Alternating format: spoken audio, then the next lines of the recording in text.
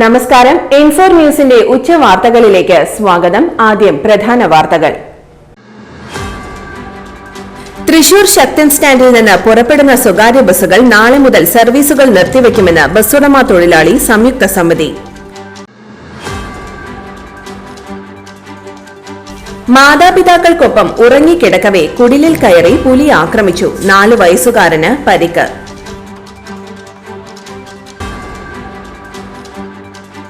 വേടനെതിരായ ബലാത്സംഗ കേസ് അന്വേഷണം ആരംഭിച്ച് പോലീസ്. യുവതിയുമായുള്ള സാമ്പത്തിക ഇടപാടുകൾ സ്ഥിരീകരിച്ചു.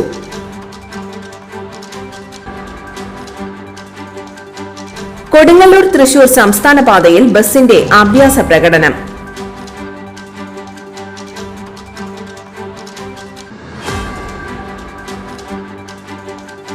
സംസ്ഥാനത്തെ ട്രോളിംഗ് നിരോധനം ഇന്നലെ അർദ്ധരാത്രി അവസാനിച്ചു. ഇന്ന് പുലർച്ചെ മുതൽ കടലിൽ മത്സ്യബന്ധനം ആരംഭിച്ച തൊഴിലാളികൾ.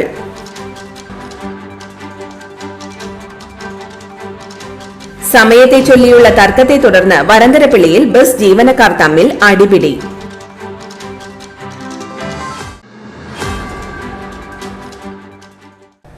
വാർത്തകൾ വിശദമായി.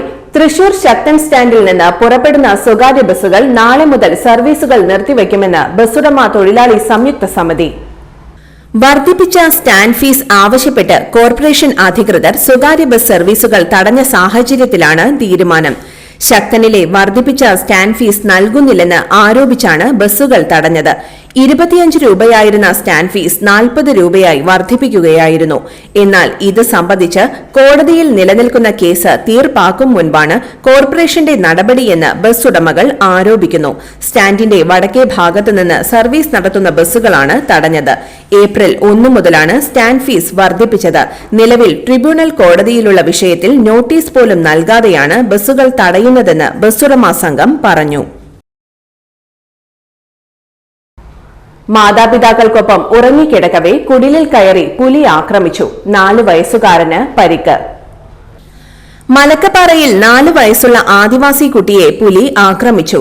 മലക്കപ്പാറ ബീരാൻകുടി ഉന്നതിയിലെ ബേബിയുടെ മകൻ രാഹുലിനെയാണ് വെള്ളിയാഴ്ച പുലർച്ചെ 2:30 പുലി ആക്രമിച്ചത്. താൽക്കാലിക ഷെഡിൽ കിടന്നുറങ്ങുമ്പോഴായിരുന്നു പുലിയുടെ ആക്രമണം. തലയ്ക്ക് പരിക്കേറ്റ കുട്ടിയെ ചാലക്കുടി താലൂക്ക് ആശുപത്രിയിൽ പ്രവേശിപ്പിച്ചു.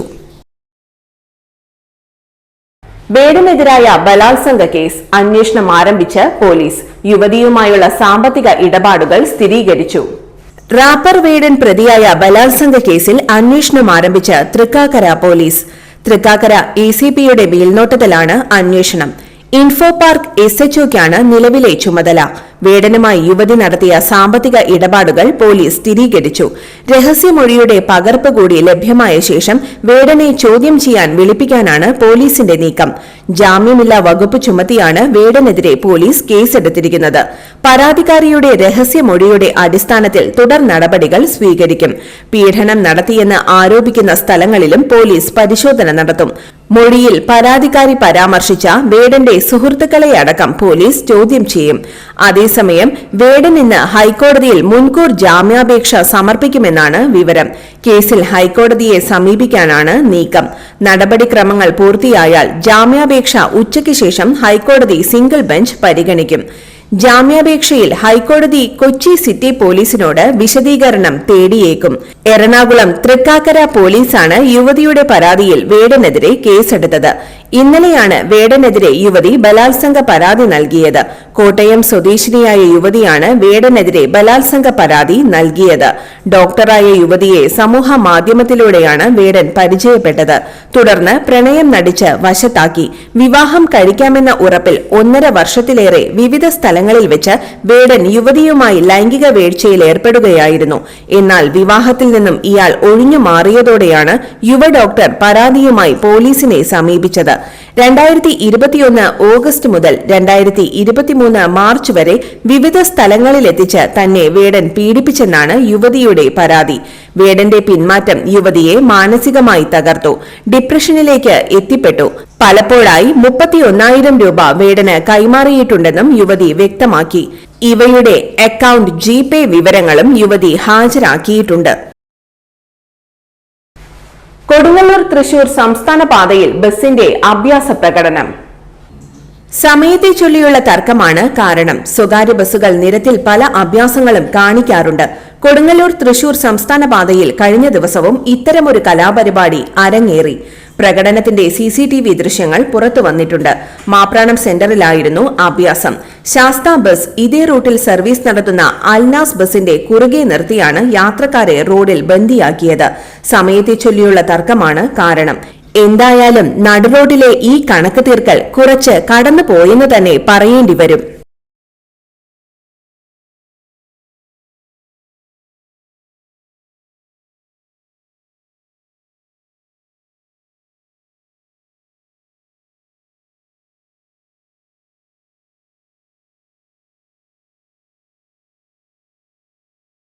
സംസ്ഥാനത്തെ ട്രോളിംഗ് നിരോധനം ഇന്നലെ അർദ്ധരാത്രി അവസാനിച്ചു. ഇന്ന് പുലർച്ചെ മുതൽ കടലിൽ മത്സ്യബന്ധനം ആരംഭിച്ച് തൊഴിലാളികൾ. 52 ദിവസം നീണ്ടുനിന്ന ട്രോളിംഗ് നിരോധനമാണ് ഇന്നലെ അർദ്ധരാത്രിയോടെ അവസാനിച്ചത്. കടലിൽ പോകാൻ മത്സ്യബന്ധന ഹാർബറുകളിൽ നേരത്തെ തന്നെ ഒരുക്കങ്ങൾ ആരംഭിച്ചിരുന്നു. ബോട്ടുകൾ അറ്റകുറ്റപ്പണികൾ നടത്തി ഐസ്, ഇന്ധനം, കുടിവെള്ളം, പാചക സാമഗ്രികൾ എന്നിവ സംഭരിക്കുക, വലകൾ കയറ്റുക, GPS പോലുള്ള ഇലക്ട്രോണിക് സംവിധാനങ്ങൾ സ്ഥാപിക്കുക തുടങ്ങിയ പ്രവർത്തനങ്ങൾ എല്ലാം പൂർത്തിയാക്കി. അനുബന്ധ മേഖലകളിൽ ജോലി ചെയ്യുന്നവരെല്ലാം സജീവമാണ്. ട്രോളിംഗ് നിരോധനം തുടങ്ങിയപ്പോൾ നാട്ടിൽ പോയ ഇതര സംസ്ഥാന തൊഴിലാളികളും തിരിച്ചെത്തി. വെള്ളിയാഴ്ച പുലർച്ചെ ബോട്ടുകൾ കടലിലിറങ്ങി. യന്ത്രവൽകൃത ബോട്ടുകളും എഞ്ചിൻ ഘടിപ്പിച്ച യാനങ്ങളുമടക്കം 4200 ബോട്ടുകളാണ് കേരള തീരത്ത് നിന്ന് മത്സ്യബന്ധനത്തിന് പുറപ്പെട്ടത്. മീനുകളുടെ പ്രജനനകാലം കണക്കിലെടുത്താണ് എല്ലാ മൺസൂൺ കാലത്തും കേരള തീരത്ത് ട്രോളിംഗ് നിരോധനം ഏർപ്പെടുത്തുന്നത്. ജൂൺ 9-നാണ് ട്രോളിംഗ് നിരോധനം നിലവിൽ വന്നത്. സമയത്തെ ചൊല്ലി തർക്കത്തെ തുടർന്ന് വരന്തരപ്പള്ളിയിൽ ബസ് ജീവനക്കാർ തമ്മിൽ അടിപിടി. ഒളിവിലായ ക്ലീനറെ കിട്ടാൻ പോലീസ് ബസ്സുകൾ പിടിച്ചതോടെ വരന്തരപ്പള്ളി പാലപ്പള്ളി ചിമ്മിനി റൂട്ടിൽ യാത്രക്കാർ ദുരിതത്തിലായി. ബുധനാഴ്ച രാവിലെ 7:30 വരന്തരപ്പള്ളിയിൽ വെച്ചാണ് സംഭവങ്ങളുടെ തുടക്കം. തൃശൂർ ചിമ്മിനി റൂട്ടിൽ സർവീസ് നടത്തുന്ന യാസിൻ ബസ്സിലെയും തൃശൂർ കോടാലി റൂട്ടിൽ ഓടുന്ന ക്രിസ്റ്റ ബസ്സിലെയും ജീവനക്കാർ തമ്മിലായിരുന്നു തർക്കം. യാസിൻ ബസിന്റെ ക്ലീനർ സിബി കോടാലി ബസ്സിലെ കണ്ടക്ടർ ആന്റണിയെ മർദ്ദിച്ചു എന്നാണ് കേസ്. ക്രിസ്റ്റ ബസിന്റെ ഉടമ കൂടിയാണ് ആന്റണി. സംഭവത്തെ തുടർന്ന് സിബി ഒളിവിൽ പോവുകയായിരുന്നു. പ്രതിയെക്കുറിച്ച് വിവരമില്ലാതായതോടെ ഇയാൾ ജോലി ചെയ്യുന്ന 2 ബസ്സുകളും പോലീസ് കസ്റ്റഡിയിലെടുക്കുകയായിരുന്നു. തൃശൂർ ചിമ്മിനി ഡാം, തൃശൂർ പാലപ്പള്ളി റൂട്ടിലോടുന്ന ബസ്സുകളാണ് പോലീസ് പിടിച്ചിട്ടത്. പ്രതിയെ കിട്ടിയാൽ ബസ് വിട്ടു നൽകാമെന്നാണ് പോലീസിന്റെ നിലപാട്. എന്നാൽ ചിമ്മിനി പാലപ്പള്ളി റൂട്ടിലെ 2 ബസ്സുകളും പോലീസ് പിടിച്ചെടുത്തതോടെ തോട്ടം വനമേഖലയിലെ യാത്രക്കാർ ദുരിതത്തിലായി. രാവിലെ വിദ്യാർത്ഥികൾ ഉൾപ്പെടെ 100 കണക്കിന് യാത്രക്കാർ പതിവായി ആശ്രയിക്കുന്ന ബസ്സുകളാണ് വരന്തരപ്പള്ളി പോലീസ് സ്റ്റേഷനിൽ പിടിച്ചിട്ടിരിക്കുന്നത്. അടിപിടി കേസിലെ പ്രതികളെ പിടിക്കേണ്ടത് അത്യാവശ്യമാണെങ്കിലും അതിന്റെ പേരിൽ യാത്രക്കാരെ ദുരിതത്തിലാക്കുന്നതിൽ വ്യാപക പ്രതിഷേധമുണ്ട്. ഇന്നത്തെ സ്വർണ്ണവില നോക്കാം. ഇന്നത്തെ സ്വർണ്ണവില നിങ്ങൾക്കായി സമർപ്പിക്കുന്നത് ഇവാനിയ ഗോൾഡ് തൃശൂർ. നിങ്ങളുടെ പഴയ സ്വർണ്ണാഭരണങ്ങൾ ഉയർന്ന വിലയ്ക്ക് എടുക്കപ്പെടും. ബാങ്ക്, ധനകാര്യ സ്ഥാപനങ്ങളിൽ പണയം വെച്ചതോ കൈവശം ഉള്ളതോ ഏതുമാകട്ടെ, നിങ്ങളുടെ സ്വർണ്ണാഭരണങ്ങൾ എടുത്തു വിൽക്കാൻ ഞങ്ങൾ സഹായിക്കുന്നു. 100% വിശ്വസ്തവും സുതാര്യവുമായ സേവനം ഞങ്ങൾ ഉറപ്പു നൽകുന്നു. ഇവാനിയ ഗോൾഡ് തൃശൂർ. സ്വർണ്ണവില 20 രൂപ കുറഞ്ഞു. ഗ്രാമിന് 9150 രൂപ, പവന് 73,200 രൂപ.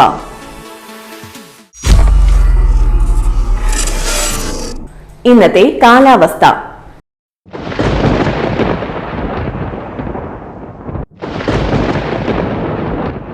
കൂടിയ താപനില 29 ഡിഗ്രി സെൽഷ്യസ്, കുറഞ്ഞ താപനില 24 ഡിഗ്രി സെൽഷ്യസ് രേഖപ്പെടുത്തി.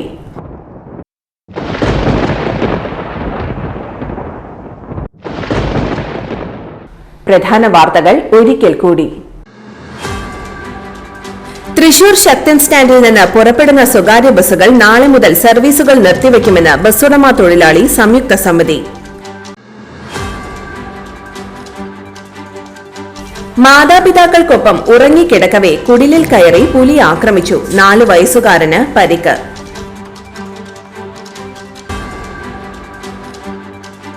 വേടനെതിരായ ബലാത്സംഗ കേസ് അന്വേഷണം ആരംഭിച്ച് പോലീസ്. യുവതിയുമായുള്ള സാമ്പത്തിക ഇടപാടുകൾ സ്ഥിരീകരിച്ചു.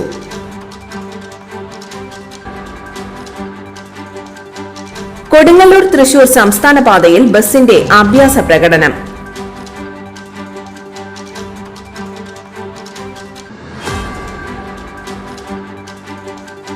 സംസ്ഥാനത്തെ ട്രോളിംഗ് നിരോധനം ഇന്നലെ അർദ്ധരാത്രി അവസാനിച്ചു. ഇന്ന് പുലർച്ചെ മുതൽ കടലിൽ മത്സ്യബന്ധനം ആരംഭിച്ച തൊഴിലാളികൾ.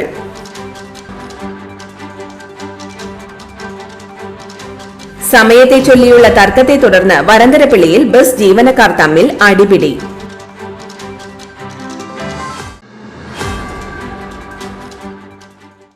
ഇതോടെ ഇന്നത്തെ ഉച്ചവാർത്തകൾ പൂർണ്ണമാകുന്നു.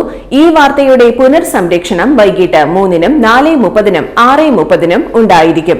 തൃശൂർ ജില്ലയിലെ മുഴുവൻ വാർത്തകളും ഇൻഫോർ ന്യൂസ് എന്ന യൂട്യൂബ് ചാനലിലും ഫേസ്ബുക്ക് പേജിലും ലഭ്യമാണ്. വാർത്തകളും അറിയിപ്പുകളും സ്വീകരിക്കുന്ന നമ്പർ 9895070239. നന്ദി, നമസ്കാരം.